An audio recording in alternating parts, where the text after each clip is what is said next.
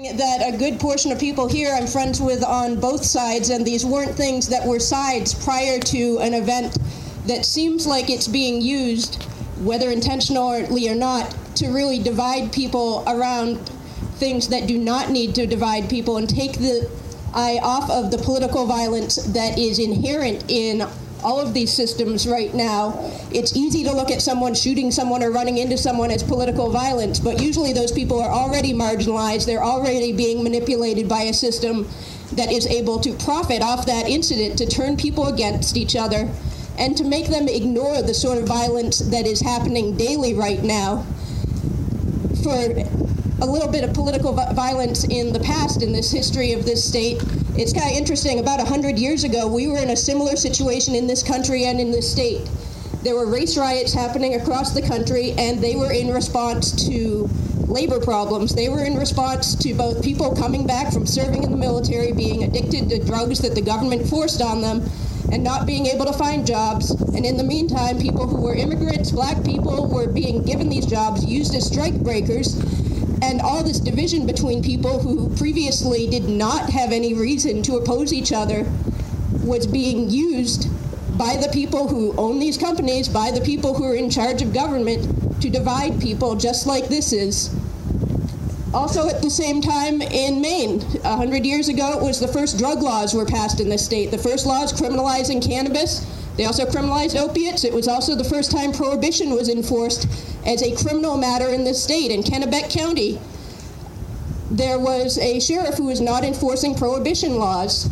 The governor didn't like that, was able to get the Constitution changed, so all of a sudden he could fire any sheriffs who didn't enforce those drug laws, and he had a force of sheriffs behind him to enforce those prohibition laws, to seize property, force people off their land. And it wasn't the senators or their kids who were being targeted by these raids. It was people who were French Canadians, it was people who were black, it was people who were native, people who were criticizing the system, organizing unions, who get targeted by these sort of laws.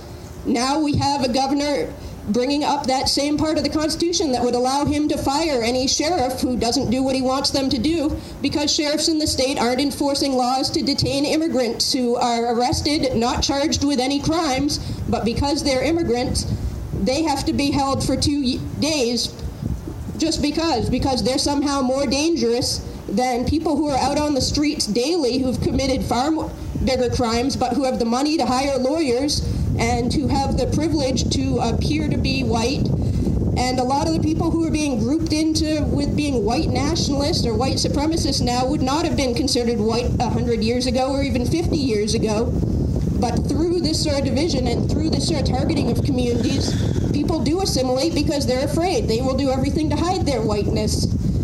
My grandmother's family, her dad, they were targeted because he was a union organizer, French Canadian, and they decided he was no longer Catholic, French was no longer spoken in the household, because they were being targeted by the Klan. She was an adopted Asian kid. It was a time when our supposedly progressive president was locking up people who were Japanese because they were supposedly a threat to this country. But every time we start seeing other people as the threat, as opposed to a system that profits off locking up people and silencing any dissent and creating new crimes that are only imposed on those people who don't already have political power to do anything about it, then we're at risk of really being vulnerable to losing our ability to maintain any community. The other thing that's going on right now, it's not talked about a ton, finally getting some media, is the plan for the new private prison-run mental health facility in Bangor. This state, we've had a long history of criminalizing the mentally ill, starting with Pineland, something that was created under a supposedly progressive Democratic governor who didn't use too many racist terms, but wanted to fill up this new mental health institution for the feeble-minded. At the same time, there was a whole community of Maine people living on Malaga Island who were mixed race, who were keeping developers in Phippsburg from being able to create the resort they wanted to build. So it was politically an opportunity to clear off that island in the name of health and public safety. And that was done very quietly. That was political violence, but it wasn't in the media. It wasn't anyone shooting or killing anyone. It was the government very quietly, peacefully forcing people to leave their homes they'd been in for generations. If the family had a male head of the household, they were allowed to at least be free. My friend Pal Tripp's family ended up going up the Kennebec looking for a place to live. The first winter, they were turned away at every town they tried to set up in because they were a black family. So his great-grandmother died in the process. They finally ended up in Belgrade, where they were targeted as one of the few black families in town. And in despite of all the claims that Maine is this white state, Maine has had people of all different races for who knows how many hundreds of years. It's a coastal state. People have been coming up and down these rivers trading. This is a diverse state, and I think some of the discussion that puts anyone who questions a certain political belief as a white supremacist erases the actual cultures that we all have and that have been in this state long since before any white Europeans came here, and long before so many people were considered white by the state. Now we're at a point where, they didn't solve the other group of people who got evicted from Pineland, the women and children who didn't have a male head of household, because they were women and children, they of course don't have political value. They were sent to Pineland, the new home for the mentally feeble. And they had to live out their lives there, even though staff members petitioned the governor, one governor after another, saying these people are perfectly well. There's no reason they should be in here. It was profitable for the state to keep them in there where they died. That's political violence, but it's hidden. It's not in the media. It's in the media now when we have some memorials for Malaga Island and say, oh, it will never happen again. But the families of the people who were forced off that island are now being targeted by the drug war, railroaded into institutions, getting horrible medical treatment, and having to suffer from a very real political violence that, again, isn't seen as violence. And now, then they built AMHI, Augusta Mental Health Institute, where you have decades of political violence some staff members tried to speak out about the rapes and murders that were happening there. They finally got a consent decree with no teeth to do anything to really change the situation, other than force the people who've been locked up in AMHI onto the streets and into institutions, and to a good degree into either being medicated so they're not functional, or into being institutionalized in hospitals, institutionalized in jails. Riverside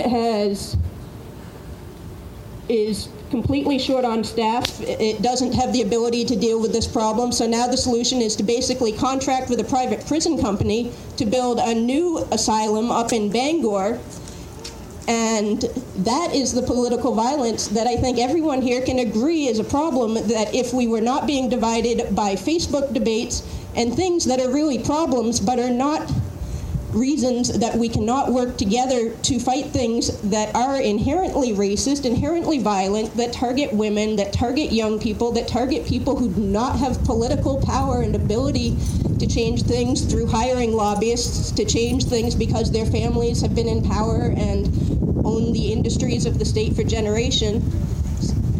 When it's people who do not have those connections, you have a lot more in common with each other, because there are these institutions that profit off of the poisoning of, the marginalizing of, the forcing off people's land, where you have whole communities targeted to be quietly poisoned, like's happening in Old Town, where the state's about to approve what would be the largest dump in the Northeast, right near the Penobscot River, right near Penobscot Nation, in an area that you already have some of the most elevated cancer rates in the country. That's something that's being approved very quietly at very polite, peaceful meetings. There's no violence happening, yet through some paperwork and through this not being in the media and people not being able to organize to effectively do something about it, there's a good chance it will happen. If this amount of people, plus everyone who's over on their other side, could actually organize around that sort of thing, there may be some ability to actually change things. But if everyone puts so much energy, some water. In the cooler around the corner. Final thing I want to say is it seems like so much of the energy leading up to this event has been focused on Facebook debates. And if we allow Facebook to be the main way that people communicate with each other to change anything, then there is no hope of effective change. You're communicating your views, your plans, your personal differences with an entity that's used by the government to monitor people. They don't need COINTELPRO anymore because they have Facebook. They have people who are going to go and tell everything about every personal problem they have with other people that they've known because they had a bad falling out at some point. They're going to use that to see what people's plans are if they actually do want to challenge this system. And it's a great way for anyone who does want to infiltrate something to create divisions between people. There's so much ability for people to hide behind a name, to be multiple people, and to incite these things. If people haven't really looked at history, I'd encourage you to look at COINTELPRO, the history of how the government, through multiple administrations, was able to fund and, in ways that kept their hands clean, create factions among people who were otherwise a threat, whether it was a threat to their plans to develop an area, whether it was a threat to their plans to get cheap labor. And I just want to quickly read through what COINTELPRO's key focuses were. It was infiltration, surveillance, and when you have everyone filming each other and trying to use it against each other, you are serving as a form of surveillance. I'm happy to be up here and be public and speaking about this, but just be aware that we are in a surveillance society, and if that anything you say can and probably will be used against you. There's a permanent record of that. They used harassment via the legal system, raids, and finally they used psychological warfare, which is something that Facebook is amazing for. It's a psychological experiment.